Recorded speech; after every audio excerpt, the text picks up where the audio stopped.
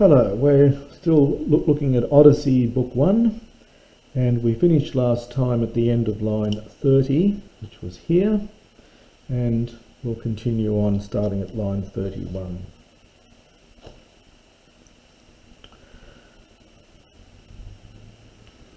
So in the earlier bit, remember the gods have all met together, and Zeus, father of gods and men, began talking to them. And he's called to mind this fellow Aigisthos, who's the guy who murdered Agamemnon, and Aigisthos in his turn was killed by Orestes, the son of Agamemnon. And so this was a famous story, well known to all the Greeks, and of course to us. And Zeus is thinking about him. He's called to mind this high-born Aigisthos, and having called him to mind, he addressed words to the Immortals.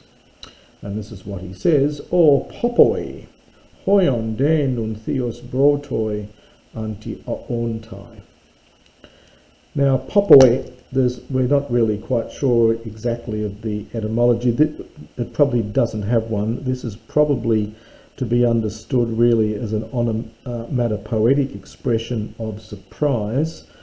There are other explanations of it, but generally it's very common in Homer. You generally see it when someone's slightly surprised or annoyed, perhaps even angry. It's a term really, I think, of frustration. O popoi. Now we get this little idiomatic expression here, hoion de nu. The nu emphasises or marks a sense of urgency. The de is emphasising the hoion. You can translate this little expression as something like, just you look, just see now.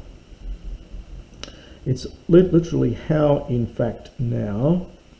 So just see how brotoi, mortals, anti-aontai, find fault with the gods, or apportion blame to the gods. You see that itia root there.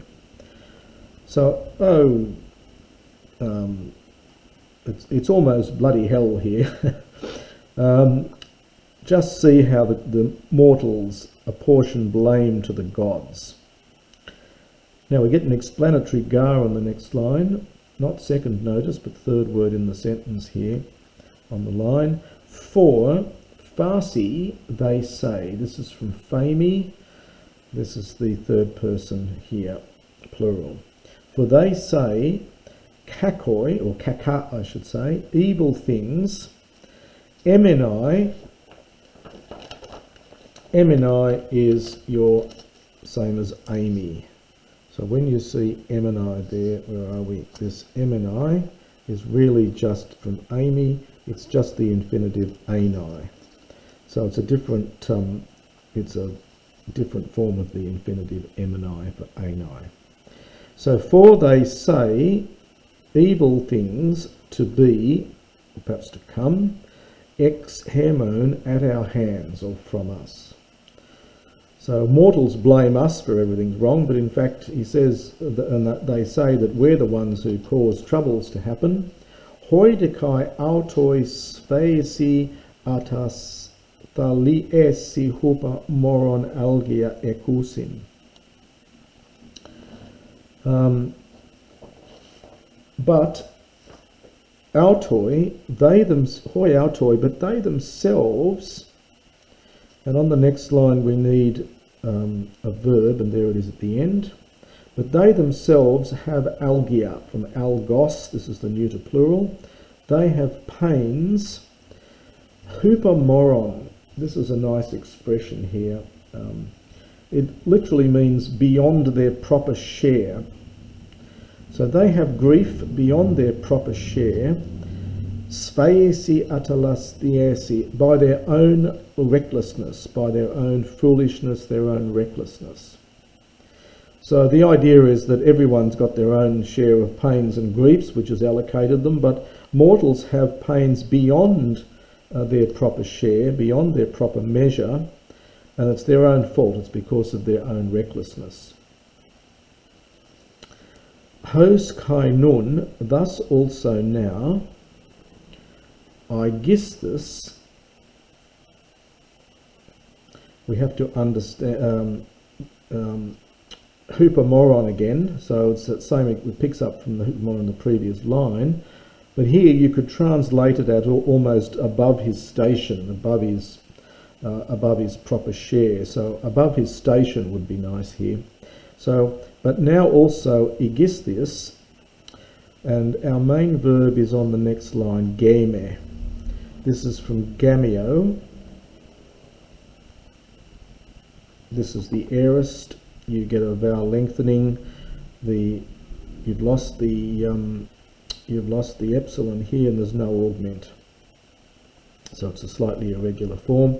So, but now Aigisthos, beyond his station, he married the Menesten Alakon, the wedded wife of the son of Atreus, that is Agamemnon. Alakos, the lock is connected with the verb for bed and so on. The alpha is intensitive rather than privative. Menesten is connected with menaamai, to woo, so it's literally the wooed wife or the wedded wife, and they're cognate, of course, in English. So thus also now Aigisthos, beyond his station, beyond what was appropriate for him, he married the wedded wife of the son of Atreus, of Agamemnon. Wedded, of course, in Greek always, I mean, she's already got a husband who's still alive, so it's not quite clear whether they had a big wedding ceremony or what, but anyway, he certainly was living with Clytemnestra, and he had been doing so all the time Agamemnon was away. So this is the son of Atreus, ton for hon, ektane, there's that apocrypated aorist that we saw several lines up in the context of Orestes killing Aigisthos, and now it's whom, ektane, the subject of that is Aigisthos, so whom Aigisthos killed on his return home. Nos tesanta, aorist participle. When he had returned home. That's of course Agamemnon. Eidos aipen olethron, literally knowing steep destruction, knowing sudden destruction. It's almost knowing that it would bring his swift doom. Having known, because it's an aorist participle, so it's almost concessive, although he knew it would bring quick destruction. Epe pro hoi epomin am Hermes. Well, how did he know that was going to happen? Well, Zeus said, since we told him, we said it to him, pro is adverbial here, beforehand. Notice the hoi for auto, we've seen that before, for hoi for auto, we said it to him, and the hoi is enclitic, which is why the accent is as it is there. Now we told him, how did we do that? We sent Hermes. Hermes, of course, is the messenger of the gods, and he has several epithets. He's Eoskopon, which is keen-sighted, and this is, again, people write lots of things and say lots of things, generally translated the slayer of Argus.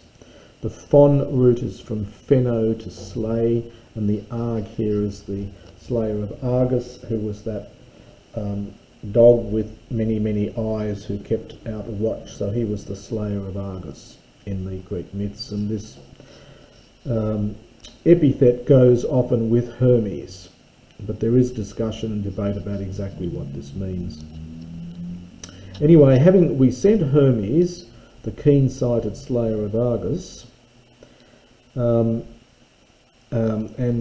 again, dependent on this apomen, we told him, matey, neither katenain, from kateno to kill, neither to kill him, that is Agamemnon, nor Mnaasthai from Mnaamai, to woo his Akoitin, another word for wife, again connected with beds and things. So, nor to woo his wife.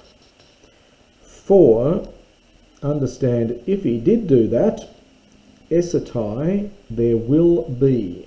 Now in Attic you would get only one sigma there. There will be, so if he did all that, there would be, we'd say in English, there's no R in the Greek, there would be tissus, vengeance. That's a lovely word, very strong word, tissus from Tino. There would be vengeance from, there's a genitive, both of these are genitive. These are these first declension genitives, so watch out for these. Aristao and atredao. These are first declension genitives, masculine genitives, first declension. There will be vengeance from Orestes, son of Atreus. Hopotan, double pi, for the meter, whenever Hebese erist, he might reach manhood. Hebe is youth, so when he might pass through his youth, when he might reach manhood. And Hemeratai, he might desire, from Hemeramai, he might desire. Personal adjective, haste, his. There's another word for land. Aya is the word there. Look it up, so you get Aya. Another word for land. So, and he desired his land, i.e. his homeland. Hos Ephath Hermes. And again, this closes off. We sent Hermes. Hermes sent all this. Thus Hermes said, Allah, but u, and our verbs on the next line, put there very forcefully is the first word. Patha, this is from patho, this is the aorist with this is the past tense without an epsilon there. Sorry, this is imperfect. Nor did he, but he did not persuade the mind of Aigisthos, the phrenas Aigisthoi, there's your genitive again, although he phronion agatha. Literally, he was thinking good things. So, this is Hermes. So, thus Hermes said, but although he was giving him good advice, thinking good things, he did not persuade the mind of Aigisthos. Nun dathra apanta epetise. And but now, very strong nun here, nun there, but now apetise, he has paid the price, panta, all of it, completely. So he has paid the price for it in full, because he died at the hands of Orestes. So in this section, Zeus is talking about the fact that human beings keep blaming the gods. Zeus says, no, it's human beings, or it's all their own fault, they do stupid things, and he uses this example of Aigisthos killing Agamemnon and wooing his wife as an example of silly mortals bringing grief upon themselves. And this very strong phrase at the end, he paid the price now in full. And that's the end of Zeus's speech.